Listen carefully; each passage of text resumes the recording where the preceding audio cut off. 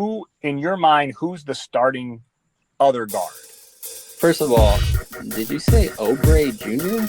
Come on, bro. It's Oubre Jr. Man, get it together. First of all, you got to get the names right. Okay. You get your names right for all these stats Well, you do? first You of can't all, get the names right? You know, Anthony wants the big. Everyone's got the big three. Anthony wants like the big 10. Five would do. Just give me a starting five. What do you think? Like, Okay. All right. Stop the shenanigans.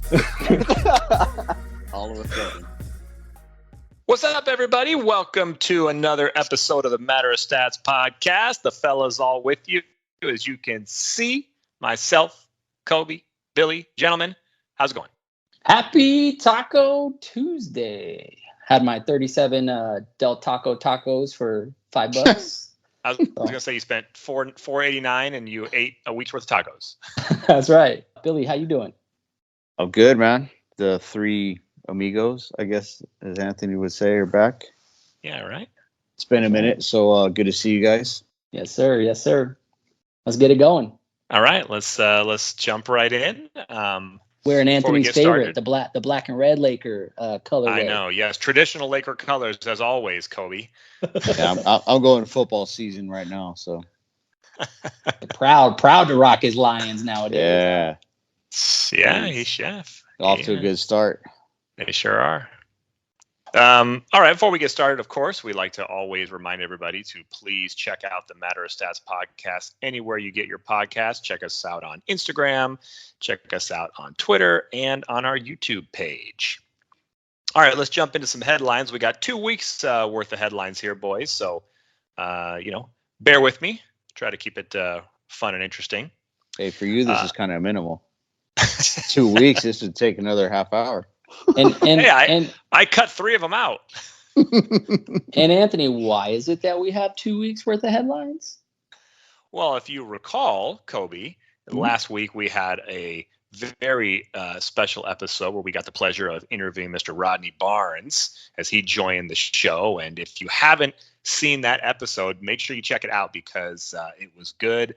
Rodney was fantastic, and we had a great time with him, and it was really fun, and we were very blessed to have him on the show. And because Anthony doesn't know how to add context, Rodney Barnes, by the way, was the executive producer and writer for Winning Time, The Rise of the Lakers Dynasty. So just so you guys know. Unfortunately, I wasn't able to attend that one, but I did see it. It was great, so I definitely recommend everyone check it out. Yep. Yeah. All right. Well, let's jump right in because I know Kobe's really excited. We'll start with some NFL news. Colts running back Jonathan Taylor, who had been on the PUP list, sort of nursing a injury, if you will, but really holding out for a new contract, got that contract, got a 3-year, $42 million extension, and returned to the lineup a game or two ago. Good for my fantasy team. Yeah, I know. I got him on a couple teams too. It was nice to have him back. In some other NFL news, there's been a rash of injuries, of course, over the last few weeks.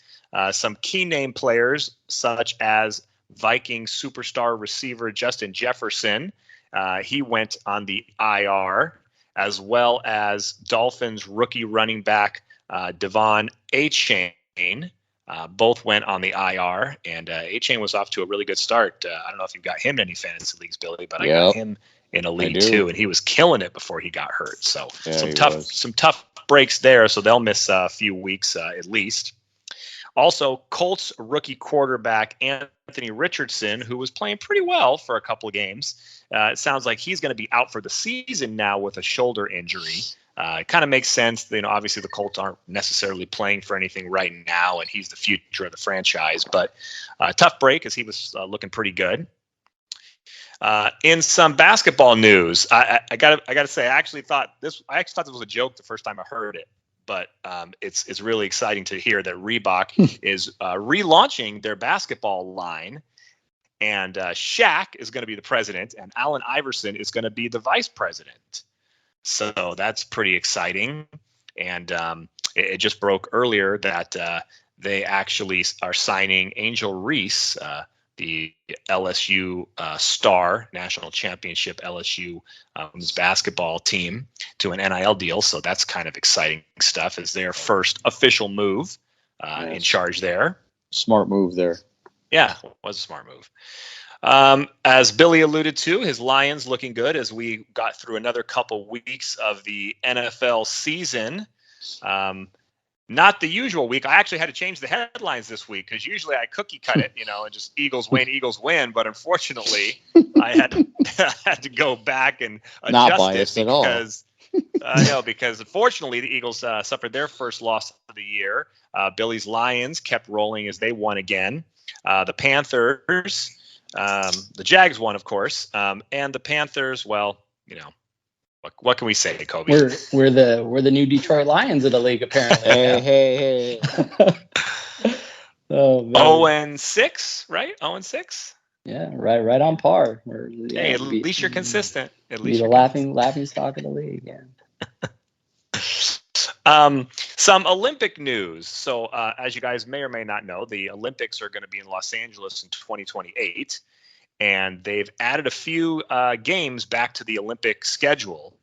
They added cricket, flag football, which is kind of interesting, baseball/softball, lacrosse, and squash.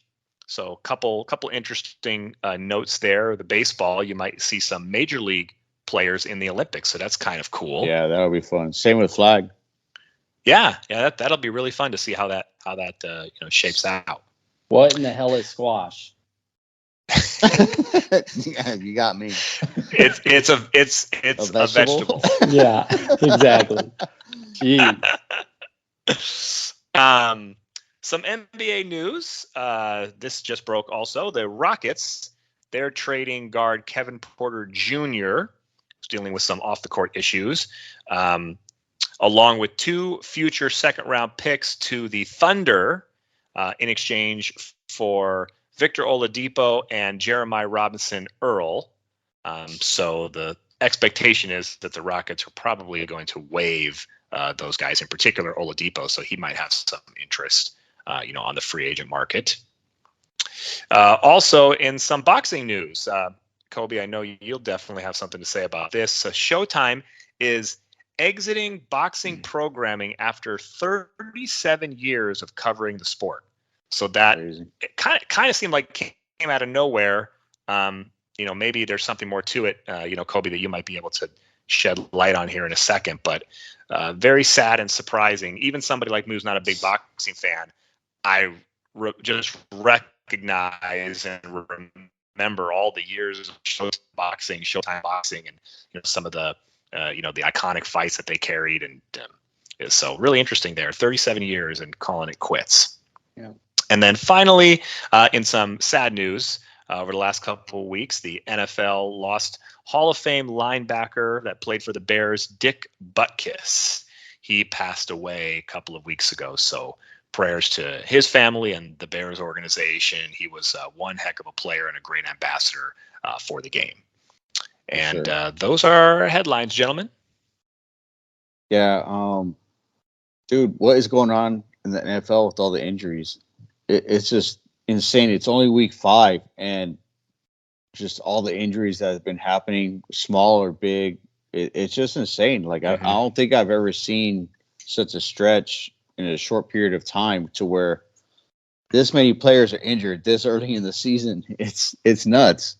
I mean, hopefully, and some big name guys. Yeah, big name guys. It's not just the guys you mentioned. I mean, it's just big name guys everywhere, and maybe not big name guys, but key guys to their teams. Guys that are having stellar years, and unfortunately, they're getting injuries here and there, and some coming back sooner than others, some out for the season. The Anthony Richardson thing is kind of a bummer because he was actually playing good, and I would have liked to see how he would have progressed through the season moving forward. Exciting. He was exciting to watch. Yeah, for sure.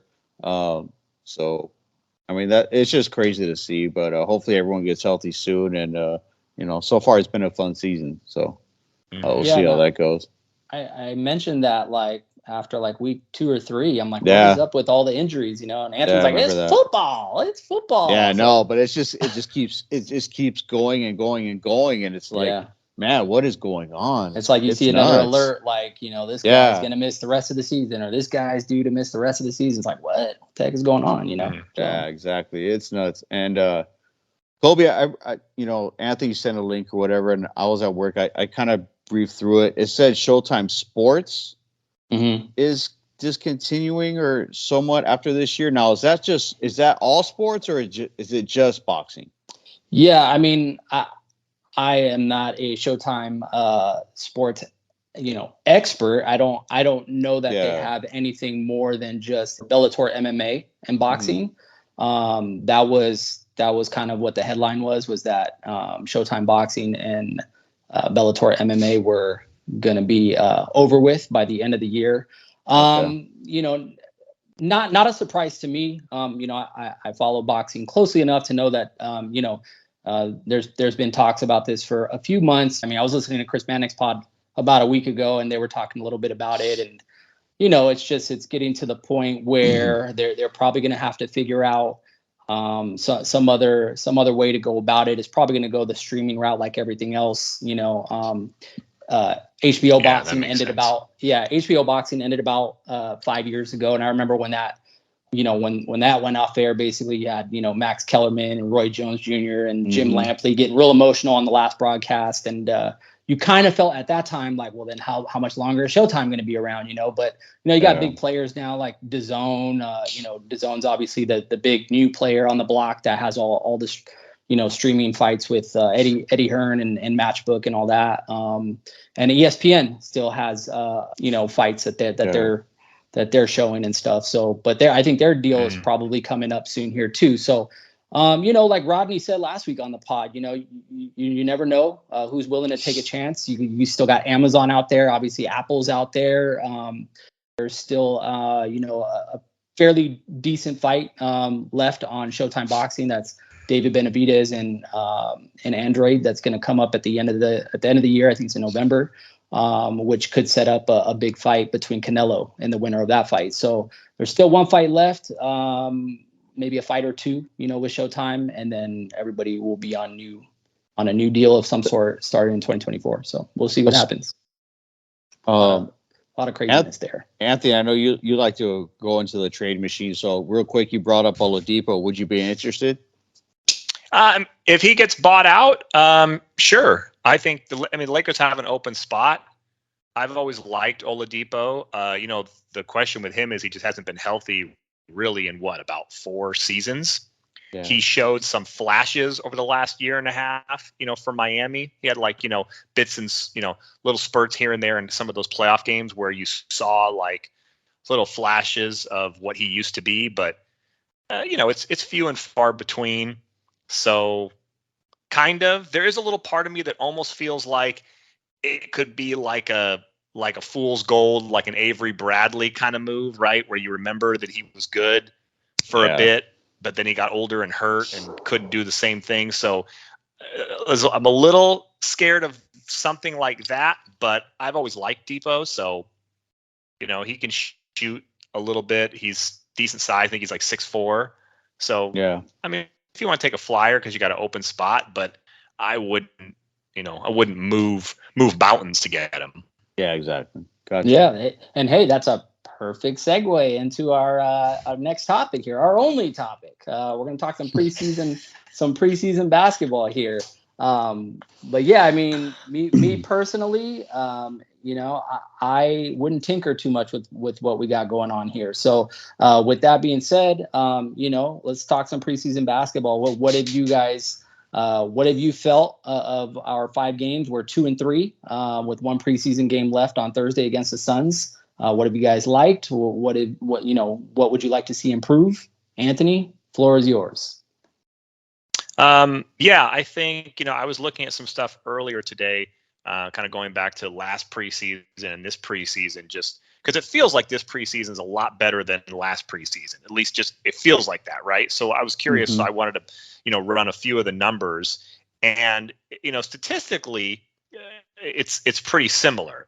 We won 2 games, maybe could be 3 if they beat the Suns in the final preseason dress rehearsal game. Last year, if you remember, the Lakers were 1-5 in the preseason.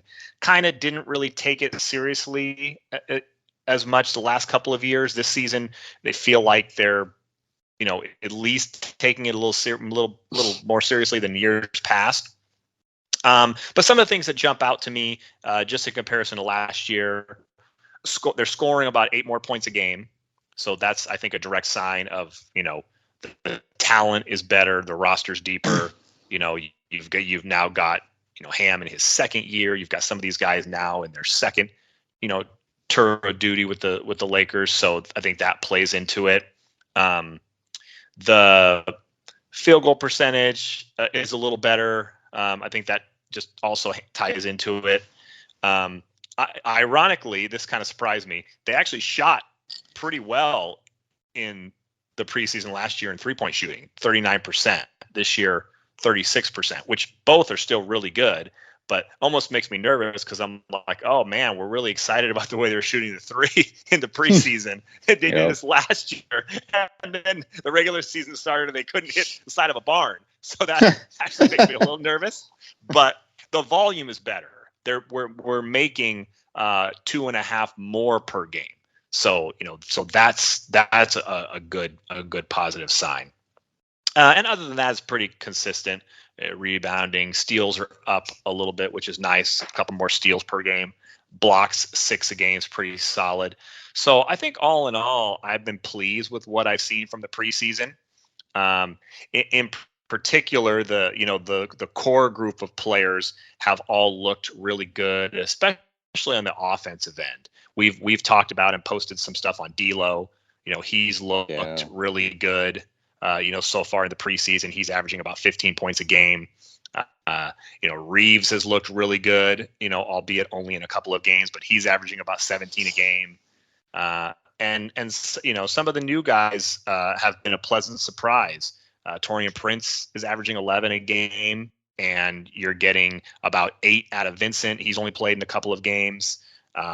Reddish, Hayes, Christie, all of these guys are contributing. They're all giving you 5, 6, 7, 8 points a game in the preseason. But they look efficient out there. They're all shooting the ball well. So that's something that is really encouraging. You have D'Lo, Reeves, AD, Prince, Vando, all shooting above 45% from 3 in the preseason. So that's tremendous. If you can get that kind of production where the Lakers, if they're going to have, 4 or 5 guys on this roster shooting above 40% on the season, that's going to be huge. And I've made this point, I think, for like about 2.5 years, that when Anthony Davis is able to stretch the floor, not that we want him. I know there was that big story about Darvin Ham said he wants him taking 6 threes a game. And I'm sure, Kobe, you cringed. You cringed at that, right? And Anthony jumped for joy. I know it's not LeBron, but hey, give LeBron credit. He is shooting terrible from 3 in the preseason, only 27%, but he's only taking 3 a game. So I think you would be very comfortable with that, Kobe, if he was taking 3 a game. I'd still be mad, but yeah. As long as they're not 3, I can live 40 with 3 a feet. game. Yeah. I can live with 3 or 4 as long as they're not from the logo, I'm cool with it. Yeah, I can live. Yeah, if LeBron and Anthony Davis are both taking 3 or 4 threes a game, I can live with that. But the thing that I thought was so great the year we won the championship was Anthony Davis's ability to stretch the floor. Yeah. He hit the 3 occasionally, hit that jumper, because it just opened up so many things offensively for everybody else, especially in the paint. So if he can, consistently get back to that, and so far I like what I've seen in the preseason, because he is hitting that jumper. He is able to make the 3-point shot, at least enough to where you got to respect it. You got to come out. You got to defend him. And the Lakers have a lot more size this year. So before, if you like last year, if Anthony Davis is out there taking jumpers, then you got 4 guards in there doing nothing. But now with the size the Lakers have, if Anthony Davis is taking jumpers, you still have the Woods and the Hayeses and the Ruiz and all these guys, down low that can get maybe better matchups or one-on-one post moves or even offensive rebounds. So I think all in all, I like the approach the Lakers have taken to this preseason, not punting on it like in years past. And I've been very encouraged with the offense and the shooting, because those are two areas that I was concerned about the consistency that this Laker team was going to have on the offensive side of the ball as the season progressed. Ironically, no one was worried about the defense, but the Lakers giving up seems like 120 points a night. Yeah. I get it, it's preseason and we're playing G Leaguers in the second half of every game. But so far, I like what I see. And, like you said, Kobe, we'll see how they play out in the final game against Phoenix before they get ready to face Denver next week on opening night. Billy? Yeah, I agree with a lot of what you said. You just mentioned defense. I know you were saying, a lot of the younger guys and guys that may not make the team have been playing and stuff like that. But I still think it needs some work from our normal rotation. I think it's just maybe getting to know each other, communication, rotations, guys getting used to what Ham and the coaching staff is trying to do. So that still needs some work. I've seen, lackluster defense from starters. I've seen lackluster defense from the second unit. So, like I said, I think a lot of it's miscommunication and just getting used to rotations and how we want to run things. So hopefully that'll get better, which I'm sure it will. Other than that, I like everything we're doing. I like our depth. I like the lineups we can bring in. We can bring in different lineups, small ball. We can bring in a bunch of big men if we need to. Rebounding, defense, it's all there. So I like what we can do. I like, I was lucky enough to go to the Honda Center to watch them play. And Taurean Prince, he looked good that night. And, I kind of was iffy about him being in the starting lineup. I thought he could be the leader on the bench squad. But, from what I've seen, he could actually be a starter. So I know he's used to embracing that bench role and being the leader of that bench squad. So we'll see what Ham decides he wants to do there. I'm sure Prince is going to start some games this year, debating on who we're playing and what lineups we're facing. So I like what we're doing. Like you said, Anthony, I like Davis spreading the floor, going out there, shooting some threes.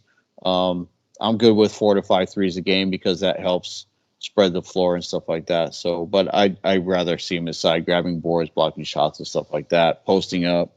And I like it. I love it. It's just a lot of guys that I know that are normally not watching basketball early in the season. They're excited. They're ready to go. And, this is going to be an exciting season. I'm pumped. I'm ready to go. Yeah. I would like to see less LeBron eating on the bench and more playing in more games. I'm just saying. Yeah, I saw him with his. Hey, he told you up front he was only going to play in 3 preseason games. So I saw him with his late juice at the Honda Center. Yeah, la juice. No, I'm just saying. I mean, I wasn't too thrilled with that. I mean, the optics to me I just don't like the way that looks. That's to me. Yeah.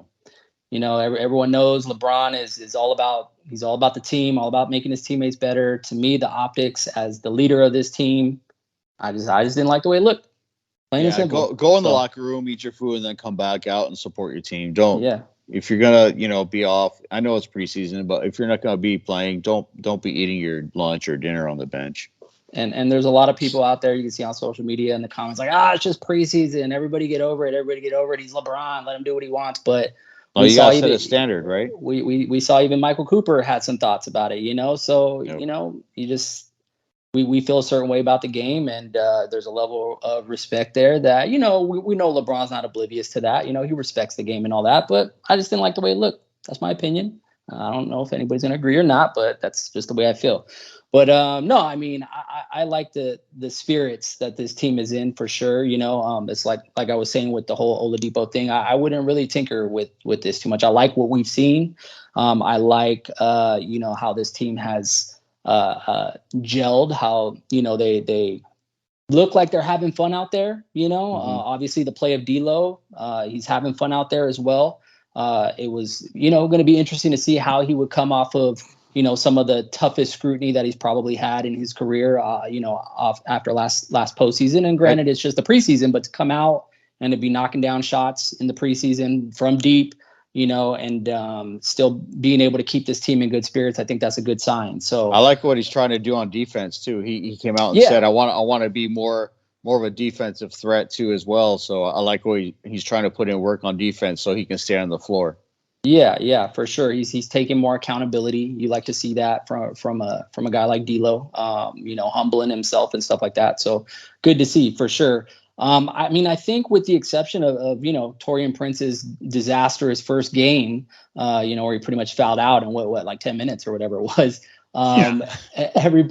Everybody's pretty much fit the bill, and Taurean Prince himself has easily made that up. So and then you could tell Darvin too, he looks like he's going to have a challenging time managing that fifth roster spot, and the media is really trying to get it out of him. They're really trying to figure out who that fifth starter is going to be. He's not giving it up to nobody. Dave McMenamin, Jovan Buha, nobody is getting that information.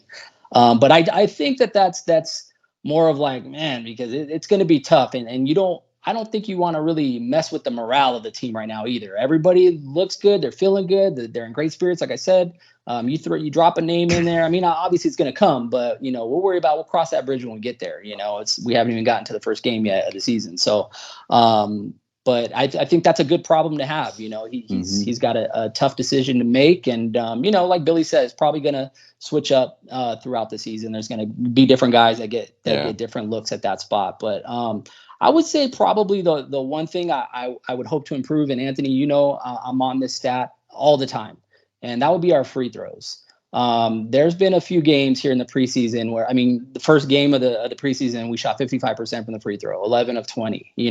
Most of these games we're shooting 60, low 70%. I think there's 69%. Yeah, that's not horrible. Great. That's, in 5 games. No, that's terrible. That's terrible. Yeah. So, we definitely got to clean that up. I want to see us do better from the line there. But other than that, I would say, I'm pleased with what I've seen. I'm a proponent of winning no matter what the hell we're playing. Basketball, pickup, tiddlywinks, I don't care. I'm trying to win everything. And I know, Anthony, you're saying it's just preseason, but we were up 2-1 there for a second, two games to 1, and would have been nice to maybe finish the preseason maybe 4-2 or something. But now we got to hope we win this last game to just be 500. But again, that's just me. That's just how I feel. I want to win everything. So, it's funny, the last couple of years it was the reverse. Anthony was like all having a hissy fit over preseason. You and I were kind of mellow about it, like, all right, calm down, relax, whatever. Now it's the reverse. You're like, you're more. That just goes to show how excited people are for this season. In fairness, though, Anthony just wasn't trying to punt the preseason away, right? You just weren't trying to go 0-6, which I get. Right. Just take it seriously. win a game or two, but don't just kick it to the curb and treat it like it's worthless, because that is what ends up biting you in the butt. And I think, in fairness, we probably would have won at least 1 or 2 of those games if Ham wouldn't have completely cleared the bench and played. That game against Milwaukee, the G Leaguers hung in there. The Bucks had regular rotation guys out there in the fourth quarter. Connington was a starter for them last year, and he played the entire fourth quarter, and he hit the big 3 that sealed it there at the end. But we had G Leaguers the whole fourth quarter, and it was a 4-point game. So okay. So hold on, Anthony, because you went into what I wanted to get into here. So I want to quickly touch on Giannis's comments the other night, because I know this irked you a bit, but I want to get your thoughts. So Giannis said this after the game with us. He says, "I've never seen someone double teamed on the first play of the game. It was a surprise. It's a preseason game, not a playoff game, not a regular season game, not an in-season tournament game. It's insane. So he was clearly upset that, Dame was getting double teamed right out the gate. But then at the same time, like to your point, you're upset because we're playing our third stringers, our G League squad in the second half of games here, and you got the Warriors and you got the Bucks, seemingly playing their rotational guys to get the win in your eyes, right? So how are you feeling about all this? Well, I think it's interesting, right? I don't have a problem with Giannis's point, but did you actually see the play?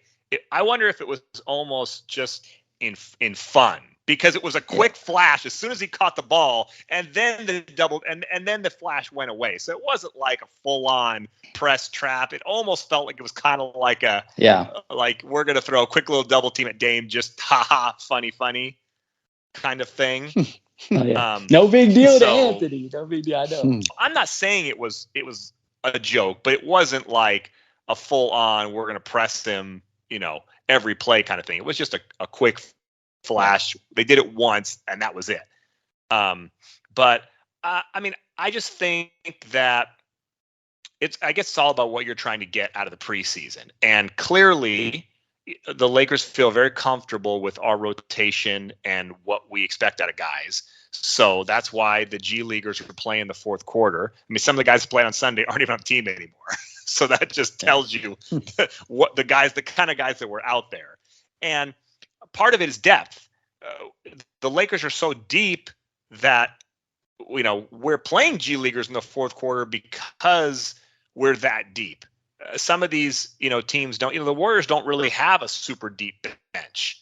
So, some of those guys that are playing in the fourth quarter is because they don't have anybody else. But it is interesting that a guy like Kuminga's played a lot in the preseason, fourth quarter, overtime. So I don't know if that's by design, like the Warriors feel like he needs to work, or, they want to build his confidence, or they're unsure of what kind of role he's going to play when the season starts. So they want to see what he can do, or, or if it's just about, boosting morale, because I think the Warriors are undefeated in the preseason, right? Well, guess what? We're not worried about the Warriors. No, I'm just making a point. Okay? Yeah. I'm just making a point that maybe they are really trying to win every single preseason game, or maybe it's just that they want to see what they've got in Kuminga because they know that he's probably their sixth or seventh best player, right? I mean, he's a main part of that rotation.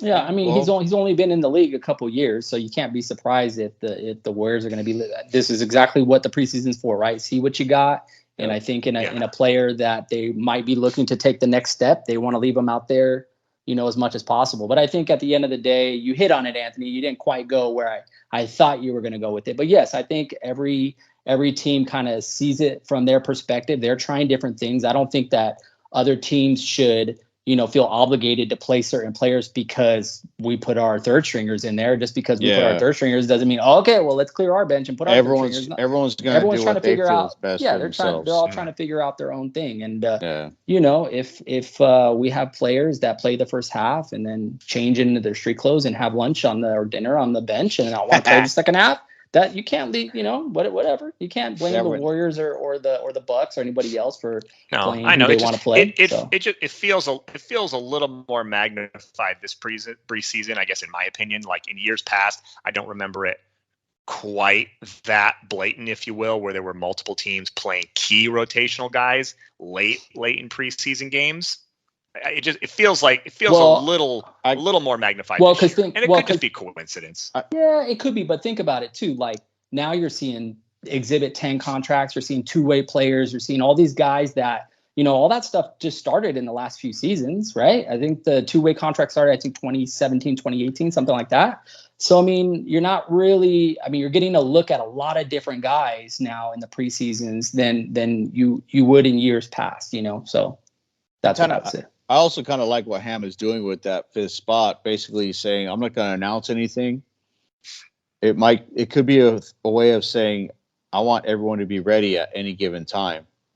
So keep all his players ready to go. And when that time comes, they're ready. They prepare and everything like they're going to be that fifth guy or like they're going to come off the bench right away or whatever that may be. He wants to keep all his players ready to go for any given moment. Yeah. Yeah. Well, and like we mentioned a couple weeks ago, you talked about it, Kobe just talked about it. That fifth spot could be rotational. It could change based on the matchup, right? Denver's a big team. So maybe you see Vando or Rui out there because Denver starts, 2 6'10" guys at forward. And then you come against a smaller team like the Warriors, maybe then you throw a Torian Prince out there or, something like that because you want a little more athleticism. But see, to the other side of that coin, how come we can't be the team that sets our lineup and let other people adjust to us? Oh, I'm with you. I think that we should have that, a set starting five. I'm not saying I like it. I'm just saying you might see that early on in the season. I think the first 10 or 15 games. I think you can get away with that. I think you can get away with that the first couple weeks, but I don't think that's a long-term. You can't do it all season. No, to me that's a recipe for disaster if you do it all season. Mm-hmm. But you can do it in the beginning to kind of play with a few things. But I think players want to know their roles. I think they want to know what is expected of them, and I think that was part of the trouble the Lakers had the last few seasons. Is there was a lot of uncertainty. Is like some guy's going to start one night and then he doesn't play the next night. There was a lot of that, and I think that is problematic. So you're totally right there. Yeah, for sure. Well, we'll see how it goes. I'm excited to spoil Denver's ring night and get into it. Oh man, I hope so. Definitely. I hope so. Yeah. It happens. Ring It'll be nights tricky get though. Spoiled often. We're gonna be in Denver, gonna be in the altitude. Our favorite excuse as Laker fans, altitude. So but Denver's always been a tough place to play. Not just the altitude, but they've always, it's always been a loud, raucous arena. So it's always been a tough place for the Lakers. They're just places like that, Utah, Denver, that they're tough to play in. Mount Everest, I got you. Hey, come on, you climbed a couple mountains. You know they're tough. I have, man. They're tough. Wrap us up, man. Get us out of here. Little anthills. All right. Well, that will wrap up this edition of the Matter of Stats podcast. Of course, we thank you for listening, and we welcome you to please check out the Matter of Stats podcast anywhere you get your podcast. Check out our IG, check out our Twitter, check out our YouTube page, and we'll see you next week. Go Lakers. Peace. Peace.